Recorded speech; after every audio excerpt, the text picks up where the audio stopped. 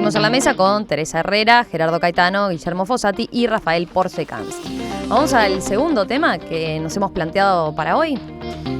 El viernes, el ministro de Economía, Danilo Astori, cesó a la directora de la Contaduría General de la Nación, la economista Laura Remersaro, luego de que se constatara que en un apartamento de su propiedad funcionaba un prostíbulo clandestino, en donde vivían además 2 menores de edad.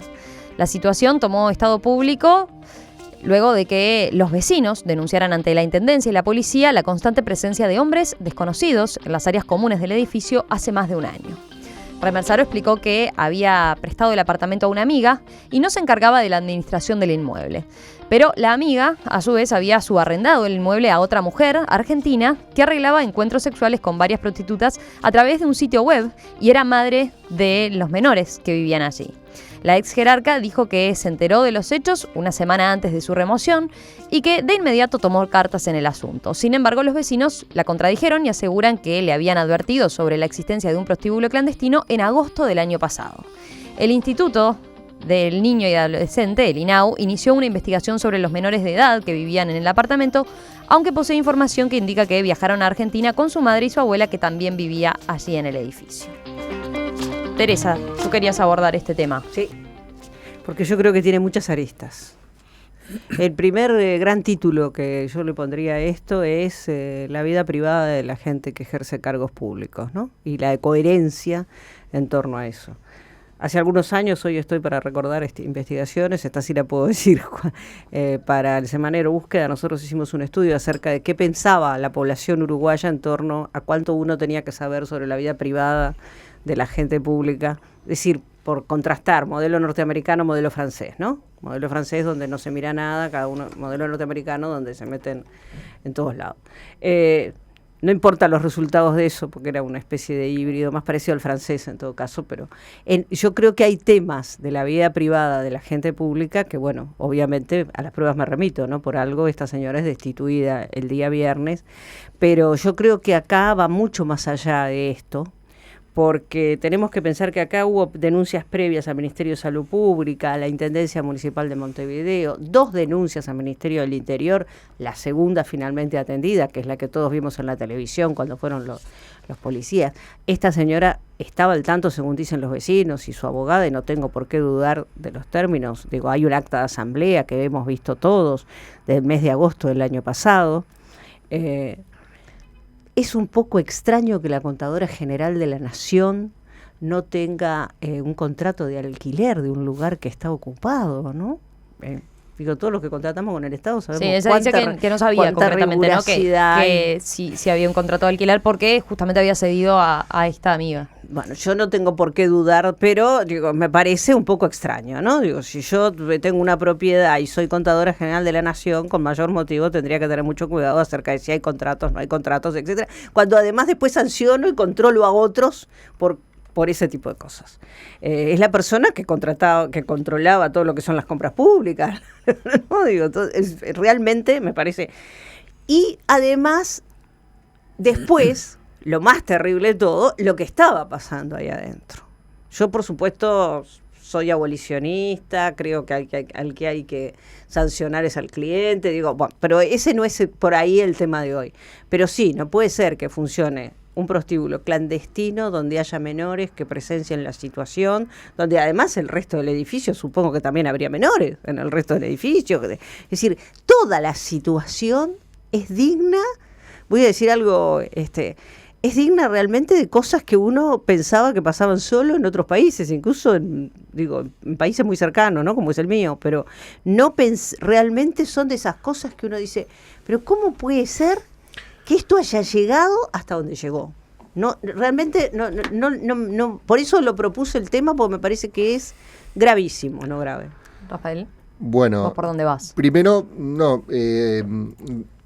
de acuerdo con esto que marca Teresa de esa investigación que hizo, Uruguay ha sido un país usualmente muy respetuoso de la privacidad en general y de sus jerarcas en particular. O sea, tuvimos en los Estados Unidos un presidente que estuvo al borde de ser destituido por un affair con su secretaria. Eso es impensable en un país como este. Impensable. En esa época fue cuando hicimos la investigación. Bueno, fíjate. Me refiero a Bill Clinton, por Sí, si sí, quedó sí. alguna duda, ¿verdad? Para la audiencia, sobre todo. Y a Mónica. Y a Levinsky. Mónica. Exactamente. Digo, ¿por qué vas a hablar solo de Bill No, Clinton? es verdad. No la olvidemos a Mónica. Machismo. Sí, a la sí. pobre Mónica le costó bastante ese tema. Bueno, en fin. Y al pobre Bill Cassi también. En fin. No se separó de Hillary, por lo menos. Pero bueno, no Pero hablemos de la volvamos- privacidad. volvamos al Volvamos al tema. A ver. El gobierno, en este caso, actuó. Dicho esto, respetó a la privacidad, el gobierno acá actúa con mucha celeridad. De la mano también de otro caso que viene del de Pablo San Martino, que es muy diferente porque no tiene que ver con la vida privada, tiene que ver con la función pública. Ahora se juntan dos hechos. Te estás refiriendo digamos al que- jerarca de la intendencia de que tenía a su cargo, bueno, toda la organización de las de la parte corridas deportiva. y de la parte deportiva y Exacto. bueno, tenía una función también en el ámbito privado. Ahora, si bien Vinculados. da la impresión de que quizás todavía surja algún elemento más, a través de la prensa y todo, uno lo que va viendo por ahora en esta historia. Escuché atentamente a la contadora Remersaro y bueno, simplemente como ciudadano digo, Teresa dijo no tengo por qué no creer y a mí se me presentan muchas dudas de su versión, muchísimas. En primer lugar, aquí hay un semanario, usualmente catalogado de sensacionalista, pero que lanzó la primera piedra hace muchos meses. Es el semanario El Bocón, dirigido por el señor Bonica, que dijo que planteó esta situación concreta, que había una denuncia formal de los vecinos, que el apartamento era propiedad de la contadora Remersaro y todo lo demás. Habría que creerle a la contadora general de la Nación de que no le llegó esa versión del semanario. Yo leí sus declaraciones, no me cierran. Tengo dos sospechas. La primera, es probable que el gobierno no es que actuó a causa solo del informe de subrayado. Probablemente haya sido la última gota que desbordó el vaso. Porque tanta celeridad se junta de la mano de informaciones que quizás no conocemos públicamente. Recordemos, por ejemplo, que en este mismo edificio Sí, porque vivían podría haber sido 3 una separación personas, del cargo, ¿no? Hasta tanto se exacto, aclarara la situación. pero y en que este caso fue actuaran una tan institución de celeramente quiere inmediato. decir de que tenían elementos previos como para hacerlo. Además, no hay que olvidar que había 3 personas que en el edificio vivían y que tienen vínculos sólidos con el Frente Amplio. No olvidarse de eso tampoco. Y también la oportunidad política, es decir, el astorismo en particular tiene, además de todo esto, ahora hablando de la parte política, tiene todos los incentivos para sacarse el fierro caliente de encima. Oportunidad en este política momento. también porque se conoció la noticia el mismo día que estaba el laudo por el juicio de Philip Morris, ¿no? Sí, exactamente. Exacto. Digo porque, por ejemplo, las redes sociales era un tema que se alternaba. Había mucha gente opinando del primer tema, que era una buena noticia para el gobierno, pero había mucho también opinando de esto. Es decir, redondeando, si bien acá hay una cuestión de que tiene que ver con la vida privada, hay muchos elementos que abren preguntas, que llaman la atención y que, si bien no necesariamente constituyen delito, porque atención, está la cuestión criminal y la cuestión civil o moral, desde el punto de vista ético sí plantea serias Bueno, dudas. a eso iba. Ayer se conoció la resolución que firmó el presidente de la República del cese de Remersaro, y allí en los considerandos de la resolución se incluyó la incompatibilidad de la situación con el ejercicio de la función de particular confianza. Ese es el argumento que se da, y fue lo que explicó también el ministro Astori en la conferencia de prensa del Consejo de Ministros, ¿no? Gerardo. Bueno, en primer lugar, yo realmente no creo que el Estado actuó con celeridad. Más bien creo que el Estado actuó con negligencia. ¿Por qué lo digo? Bueno, porque este es un largo proceso. ¿Todas las denuncias? Habían habido denuncias ante el Ministerio de Salud Pública, habían habido denuncias a la policía, A la intendencia. habían habido denuncias a la intendencia. Correcto. Había Quizás lo que yo debí decir era que actuó con seriedad una vez difundida a un entorno amplio de la noticia, pero es verdad. Perfecto, pero digamos, esto debió haberse resuelto. En agosto del año pasado. Por lo menos el año pasado y rápidamente. Claro, podría decirse que actuó cuando la cosa se hizo pública. Y claro, y yo, la verdad, me cuesta separar la amplia publicidad que este tema adquirió a través de la divulgación de Canal 10 y de su informativo subrayado, a la decisión, sí, ipso facto, de cesar a la contadora. Por eso comparé con Argentina. Vemos la rosadita, actuamos. Vemos que tiran los bolsos por el otro lado, actuamos. Digo, a nivel del Poder Judicial, ¿no? Digo, o sea, el Estado no actuó con celeridad en este caso y diría algo más. El Estado uruguayo suele no actuar con celeridad en estos casos. ¿Por qué?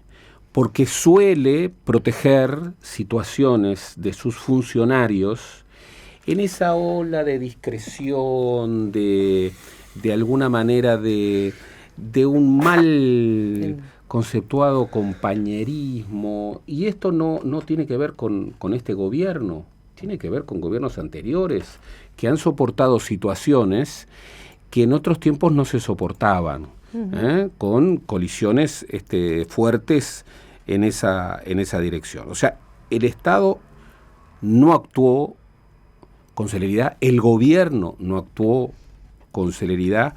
Es un golpe duro para el astorismo, por cuanto se vino a repetir en apenas 2 o 3 semanas 2 o 3 situaciones que golpean al astorismo en uno de los aspectos en los que el astorismo ha hecho mucho hincapié, que es la idea de la transparencia. Y por último, esto nos vuelve a situar en relación a lo público y lo privado. Yo confieso que ante el modelo inglés y ante el modelo francés me inclino claramente hacia el modelo francés, pero con límites. A mí no me gusta la farandulización de la vida privada de los hombres públicos. A mí no me gusta el linchamiento público de funcionarios. A mí no me gusta que la prensa deba finalmente ocupar un rol casi judicial ante la omisión de quienes debieran actuar antes. Pero hay límites, y creo que esta situación de la contadora Remersaro había superado todos los límites con los agravantes que se señalaban. La figura del contador general de la Nación es una figura que en el Estado uruguayo, en cualquier Estado, pero en el Estado uruguayo ocupaba un rol.